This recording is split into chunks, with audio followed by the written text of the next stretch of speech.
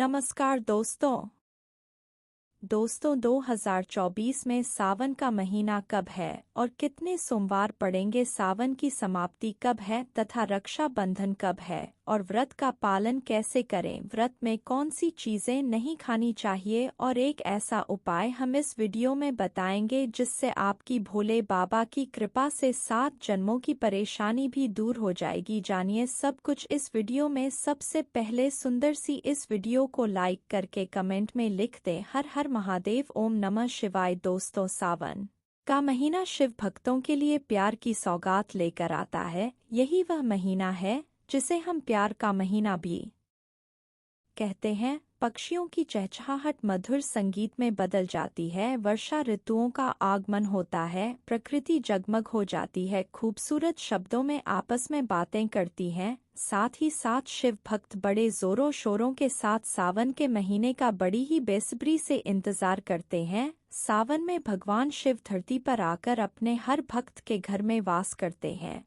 और उनकी सच्ची भक्ति से धन धान्य करते हैं। सावन का हर एक दिन बहुत ही शुभ माना जाता है, हर दिन पवित्र होता है, हर दिन भगवान शिव की पूजा की जाती है। लेकिन सोमवार के व्रत की बात ही कुछ और होती है। पवित्र और शुभ दिन होता है सोमवार का दिन। इस दिन व्रतधारी व्रत रखकर संपूर्ण फलों की प्राप्ति करते हैं और अगले दिन सावन के पवित्र महीने में फिर से सोमवार के व्रत के आने की कामना करते हैं ताकि सावन में हम व्रत का फिर से संपूर्ण पालन और फल प्राप्त कर सकें। दोस्तों, आपको बता दें, इस बार सावन का महीना 2000-2422 जुलाई और सोमवार के दिन पड़ेगा। सावन की समाप्ति होगी 19 अगस्त के दिन और सावन के आखिरी सोमवार के दिन ही 19 अगस्त यानी सोमवार के दिन ही रक्षाबंधन का त्योहार भी मनाया जाएगा। दोस्तों, अब जानते हैं सावन के इस पवित्र महीने में कितने सोमवार पड़ेंगे और आपको कितने व्रत रखने हैं।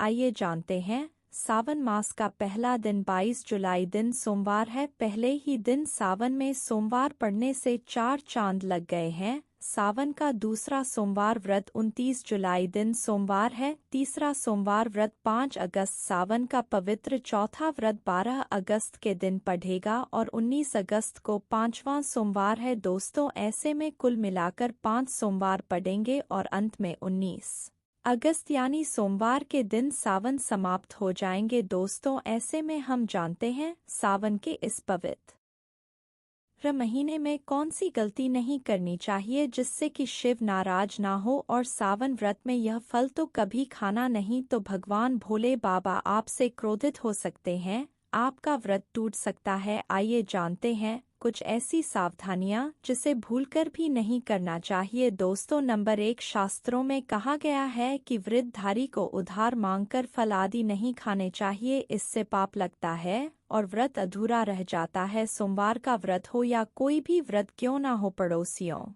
से मांगकर भी व्रत आदि में फल वगैरह नहीं खाने चाहिए। व्रत में उधार मांगकर खाने से व्यक्ति का व्रत झूठा हो जाता है। ईश्वर की शरण में आने पर व्यक्ति को झूठ नहीं बोलना चाहिए, कर्ज नहीं लेना चाहिए, चुगली आदि नहीं करनी चाहिए, उधार मांग कर भी नहीं खाना चाहिए। अगर आपको कोई अपनी मर्जी से खाने के लिए व्रत में कुछ देता है तो उसे आप खा सकते हैं, लेकिन व्रत में कम से कम उधार मांगकर फल आदि नहीं खाना चाहिए, इससे पाप लगता है और व्यक्ति की पवित्रता भंग हो जाती है। दोस्तों, नंबर 2, सोमवार का व्रत हो या वन का व्रत, आपको नाशपाती नहीं खाना चाहिए। दरअसल इस फल का नाम नाश यानी नाश करने वाला होता है, इसलिए इस फल को व्रत में नहीं खाना चाहिए। व्रत आदि को छोड़कर किसी और दिन आप कभी भी खा सकते हैं, लेकिन अगर जिस दिन आपका व्रत हो उस दिन नाशपाती का सेवन नहीं करना चाहिए, भगवान को भी नाशपाती नहीं चढ़ना चाहिए। दोस्तों, नंबर 3, कुतुम से रखा हुआ आटा आपका व्रत कर सकता है। दरअसल पुराने आटे में घुन आदि कीड़े वगैरह पड़ जाते हैं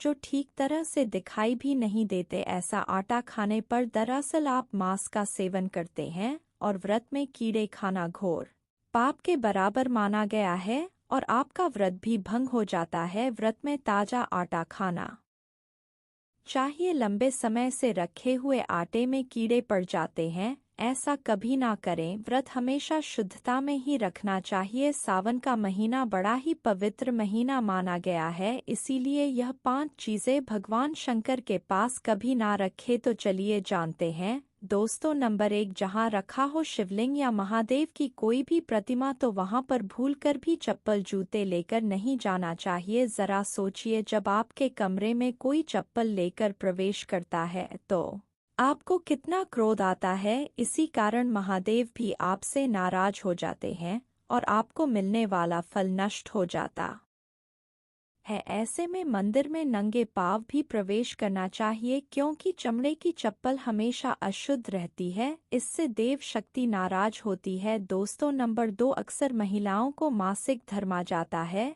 और वह बिना किसी को बताए पूजा पाठ कर लेती है, जो कि शास्त्रों में वर्जित माना गया है। इस समय महिलाओं को जानकर भी अनजान नहीं बनना चाहिए। अगर आपको मासिक पीड़ा है तो घर के बने मंदिर में या बाहर बने मंदिर में कभी प्रवेश नहीं करना चाहिए। इससे देव शक्तियां नाराज होकर आपसे क्रोधित हो सकती है। ऐसे समय में शिवलिंग को छूना घोर आपके बराबर माना गया है। जरा सोचिए, ऐसी अवस्था में जब महिला को बुरा लगता है तो ईश्वर को कितना बुरा लगेगा। इसीलिए महिलाओं को ऐसी अवस्था में मंदिर, यात्रा, घर में पूजा पाठ, भगवान की प्रतिमा को छूना या तुलसी में पानी भी नहीं डालना चाहिए। तुलसी का पौधा भी सूख जाता है। जब देव शक्तियां नाराज होती है तो लाजमी है कि घर में कंगाली और गरीबी, लड़ाई झगड़े होने लगते हैं। ऐसा कभी मत करना। दोस्तों नंबर 3, शास्त्रों में बताया गया है कि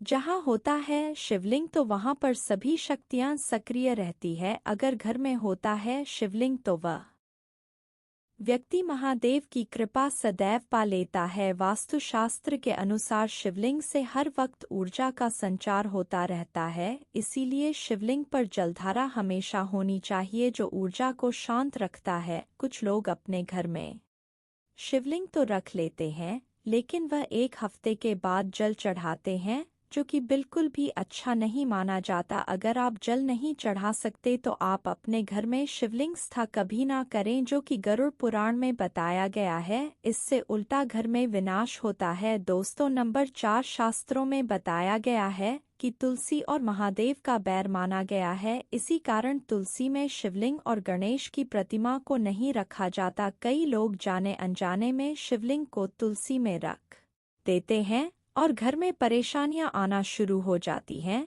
इससे महाशक्तियां क्रोधित हो जाती है। शिवलिंग पर तुलसी भी नहीं चढ़ना चाहिए। तुलसी में और शिवलिंग में कुछ दूरी हो चाहिए। दोस्तों नंबर 5, घर का मंदिर या बाहर का मंदिर, किसी भी मंदिर में ऐसे व्यक्ति को प्रवेश नहीं करना चाहिए जिसने स्त्री प्रसंग अर्थात संभोग किया हो या उसने मांस खाया हो। अगर आप शारीरिक रूप से गंदे हैं तो मंदिर के आसपास भी नहीं जाना चाहिए। घर के बने मंदिर में कोई कपड़ा आदि डाल देना चाहिए। जरा आप ही सोचिए, क्या आप मांस खाकर या स्त्री के साथ शारीरिक संबंध बनाकर भगवान के पास जाएंगे और क्या वह आपसे प्रसन्न होंगे? बिल्कुल भी नहीं। वह आपसे क्रोधित हो सकते हैं और आपसे नाराज हो जाएंगे। शास्त्रों में इसे घोर पाप माना गया है। इससे व्यक्ति नरक में जाता है। ऐसा दुष्ट स्वभाव मनुष्य की बर्बादी का कारण माना गया है। ऐसा ना करें। ईश्वर के सामने हमेशा नहा धोकर मन पवित्र लेकर ही जाना चाहिए। इससे सभी शक्तियां आपसे प्रसन्न रहती हैं। दोस्तों सावन के महीने में महादेव को ऐसे बेलपत्र कभी मत चढ़ना, बहुत ही अशुभ माना जाता है। दोस्तों पौराणिक मान्यताओं के अनुसार बेलपत्र चढ़ने से शिव जी का मस्तक शीतल रहता है। बेलपत्र से भगवान शिव की पूजा करने से दरिद्रता दूर होती है और व्यक्ति सौभाग्यशाली बनता है। इससे हनुमान जी भी प्रसन्न होते हैं, क्योंकि वे शिव के ही अवतार हैं और इस बात को शायद ही कोई जानता हो। दोस्तों पहले आप यह जानें कि बेलपत्र का उपयोग और इसके लाभ कैसे मिलते हैं। दोस्तों नंबर 1, तीनों लोकों में जितने तीर्थ स्थल प्रसिद्ध, वे सभी तीर्थ स्थल बेलपत्र के मूल भाग में स्थित माने जाते हैं। इस बात को शायद ही कोई जानता हो। दोस्तों नंबर 2, यदि बेल का वृक्ष घर के बीचों बीच या पूर्व दिशा में लगा हो तो घर में धन धान्य की कोई भी कमी नहीं रहती और परिजन खुशहाल रहते हैं। दोस्तों नंबर 3, जो व्यक्ति बेल के वृक्ष के मूल भाग की गंध पुष्प आदि से पूजा अर्चना करता है उसे मृत्यु के पश्चात शिवलोक की प्राप्ति होती है। दोस्तों अब जानते हैं बेलपत्र से जुड़ी कुछ खास बातें। चतुर्थी, अष्टमी, नवमी, चतुर्दशी और अमावस्या तिथियों को संक्रांति के समय और सोमवार को बेलपत्र नहीं तोड़ना चाहिए। पूजा से एक दिन पूर्व ही बेलपत्र तोड़कर रख लें। दोस्तों आपको बता दें बेलपत्र कभी अशुद्ध नहीं होते। यदि आपको पूजा के लिए नया बेलपत्र नहीं मिल रहे हैं तो आप किसी दूसरे के चढ़ाए हुए बेलपत्र को स्वच्छ जल से धोकर भगवान शिव को अर्पित कर सकते हैं। दोस्तों बेलपत्र में 3 पत्तियां होनी चाहिए। कटी फटी पत्तियों का बेलपत्र भगवान शिव को अर्पित गलती से भी मत करना। कटी फटी पत्तियों को अर्पित करने से शिव का अपमान माना जाता है और बेलपत्र का भी, इसलिए बेलपत्र की पत्तियां एकदम साफ होनी चाहिए। दोस्तों सावन के इस पवित्र महीने में अगर जिस व्यक्ति को 5 संकेत मिल जाए तो इससे यह पता चलता है कि महादेव आपकी भक्ति से बहुत प्रसन्न है और आपको धनी होने से कोई भी नहीं रोक सकता। तो चलिए जानते हैं दोस्तों। नंबर 1, बैल का दरवाजे पर आना। नंदी महाराज भगवान भोलेनाथ के वाहन है। नंदी को भगवान शिव का द्वारपाल भी कहा गया है। नंदी महाराज को बुद्धि और ज्ञान का प्रतीक माना गया है। शिव के मंदिर के बाहर हमेशा नंदी महाराज विराजित रहते हैं। लेकिन अगर सावन के इस पवित्र महीने में अचानक से नंदी महाराज आपके दरवाजे पर आ जाए और घर की चौखट को सींग मारने लगे तब आपको समझ लेना चाहिए कि भगवान शिव आपके घर में आने वाले हैं, जो कि ये एक उनके आने का संकेत है। भगवान शिव आपकी भक्ति से बहुत प्रसन्न है और आपके घर में खुशियां आने वाली है। आपको धनी होने से कोई नहीं रोक सकता, लेकिन याद रहे नंदी महाराज को तिलक लगाकर मीठा भोग जरूर खिलाएं। दोस्तों नंबर 2, सावन के पवित्र महीने में अचानक से आपके सपनों में अगर शिवलिंग दिखाई दे जाए अर्थात भगवान शिव दिखाई दे जाए तो इसे आपको यह समझना चाहिए कि अब आपके जीवन से परेशानियों का अंत जल्दी हो जाएगा। भगवान शिव आपकी सच्ची आराधना भक्ति से बहुत खुश है और वह आपके घर में आने वाले हैं। ऐसे में याद रहे शिव की भक्ति में कोई भी कमी नहीं आनी चाहिए। घर को गंदा मत रखना क्योंकि आपके घर में भगवान शिव आने वाले हैं। तो नंबर 3, शास्त्रों के अनुसार माना गया है कि नीलकंठ भगवान शिव का प्रतीक है। अगर आपके घर में सावन के महीने में नीलकंठ छत पर आकर बैठ जाए तो उसे भूलकर भी मत भगा क्योंकि यह भगवान शिव का प्रतीक माना गया है। ऐसे में आपको खुश होना चाहिए क्योंकि भगवान शिव आपकी भक्ति से बहुत खुश है। शास्त्रों में बताया गया है कि नीलकंठ अगर मनुष्य के घर पर आकर बैठ जाए तो साक्षात घर में महाशिव के आने के संकेत माने गए हैं। अब आपके बुरे दिन जाने वाले हैं। कहते हैं श्री राम ने इस पक्षी के दर्शन करने के बाद ही रावण पर विजय प्राप्त की थी। दोस्तों नंबर 4, सावन के पवित्र महीने में अचानक से घर में काला सांप निकल आया तो बहुत ही शुभ माना गया है। इसे बिल्कुल भी ना मारे, यह भगवान शिव के आने का संकेत है। जिनकी भक्ति से महादेव प्रसन्न होते हैं तब महादेव किसी खास अवसर पर ही अपने दर्शन देते हैं। सावन का महीना बहुत ही पवित्र महीना माना गया है। यही वह महीना है जिसमें भगवान शिव धरती पर आते हैं और उसी घर में अपना वास बना लेते हैं। जो सच्चा भक्त होता हो सपनों में किसी मंदिर में नाग नागिन का जोड़ा देखना बहुत ही शुभ माना गया है। यह घर में शिव के आने के समय अब आपको खुश होने की जरूरत है। दोस्तों नंबर 5, सावन के शुभ अवसर पर सोमवार के दिन डमरू की आवाज, घंटियों की आवाज सुनाई दे जाए तो यह अत्यंत शुभ माना गया है। इसका अर्थ यह है कि भगवान भोलेनाथ आपसे प्रसन्न है और जल्दी आपके घर और जीवन में प्रवेश करने वाले हैं, जिससे आपका आर्थिक संकट दूर होकर जीवन में सुख समृद्धि आने वाली है। महादेव आपसे बहुत खुश है। दोस्तों अब जानते हैं सावन के पवित्र समय में मंदिर में घंटी क्यों बजाई जाती है, घंटा क्यों बजाया जाता है, ताली क्यों बजाई जाती है, मंदिर के अंदर कारण क्या है, शंकर के मंदिर में घंटी क्यों बजाई जाती है, शंकर के मंदिर में घंटी को क्यों बजाया जाता है, ताली को बजाना क्यों ना करा जाता है, शिव मंदिर में किस लिए करा जाता है।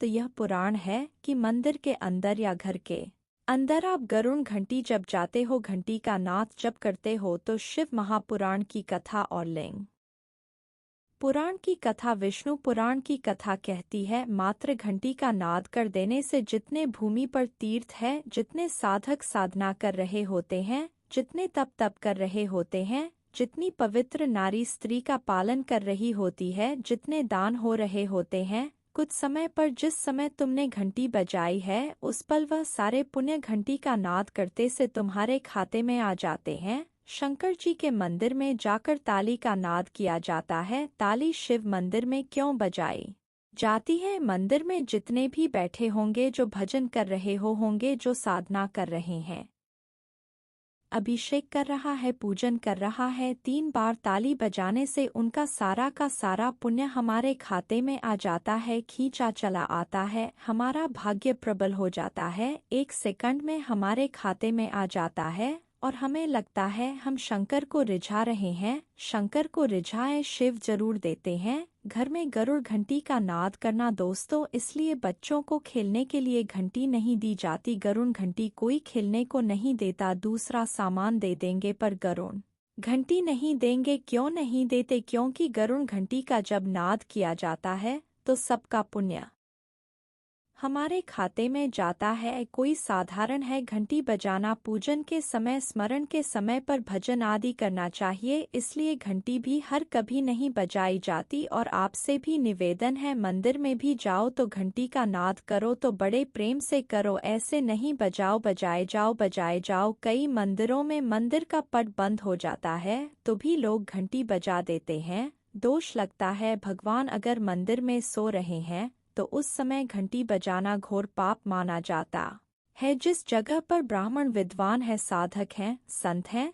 साधु हैं, मंदिर अगर बंद होता है तो उसके साथ में घंटी के नीचे के भाग को रस्सी से ऊपर बंद दिया जाता है, जिससे बजे ना कहते हैं। अगर भगवान अगर विश्राम कर रहे हैं, सो रहे हैं, निंद्रावश्य है या पट बंद है, कुछ समय पट बंद का समय है और घंटी का अगर नाद हो जाए तो कहते हैं 11 ब्राह्मण के भूखे रहने का दोष लग जाता है। जीवों को मात्र घंटी बजा देने पर अगर भगवान विश्राम में है, पट बंद, दरवाजा बंद और लिखा हुआ है समय मंदिर खुलने का समय 11 बजे से 3 बजे तक मंदिर बंद होने का समय, और तुमने यदि समय देख लिया, फिर भी तुमने तो देख लिया और तुम उस समय कह रहे हो मैं दूर से आया हूँ, घंटी तो बजाऊंगा, तो ऐसा करने से कई लोगों के भूखे रहने का दोष आपको लग जाता है। घंटी बजाने का सबसे शुभ समय माना जाता है सुबह 4 बजे से लेकर 11 बजे तक, अत्यंत दुर्लभ और मंगलकारी माना जाता है। इस समय घंटी बजाना और रात के समय शाम 6 बजे से लेकर रात 11 बजे से पहले तक पूजा पाठ तथा घंटी बजा लेनी चाहिए, क्योंकि 12 से पहले तथा 12 के बाद मंदिर के पट बंद कर दिए जाते हैं। इस समय देवी देवता विश्राम करते हैं, निद्रा में चले जाते हैं। इस समय उन्हें जगाना मतलब घोर पाप का भागीदार बनने के बराबर है। आप अपने पुण्य नष्ट कर सकते हैं। अगर आप वाकई में भगवान शिव की कृपा प्राप्त करना चाहते हैं तो सच्चे दिल से कमेंट बॉक्स में लिखें हर हर महादेव, ओम नमः शिवाय। वीडियो देखने के लिए धन्यवाद।